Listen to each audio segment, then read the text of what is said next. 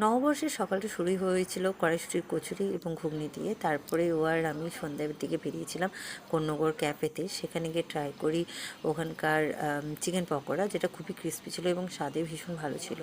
তারপর ও আমি উত্তরপাড়ায় যাই এবং সেখানে রাতে ডিনারটা করি, যেটা ছিল মিক্সড ফ্রাইড রাইস আর চিলি চিকেন, যেটা আসতে এতটাই লেট করছিল যে আমার মাথা গরম হয়ে যাচ্ছিলো যে কখন আসবে।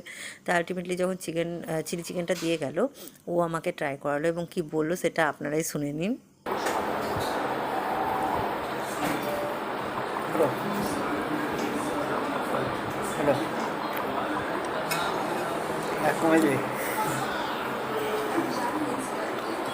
তো যাই হোক, তারপরে আছে মিক্সড ফ্রাইড রাইসের পালা, যেটা টেস্ট করে বুঝলাম যে সব কিছু থাকা সত্ত্বেও ওটার মধ্যে কিছু একটা কমতি ছিল, যেটা আমার অ্যাভারেজ লেগেছে। তারপরে আমরা একটা কোল্ড ড্রিঙ্কস হাতে নিয়ে দুজন মিলে বাড়ি চলে আসি। দেখা হচ্ছে নেক্সট কোনো ব্লগে। টাটা।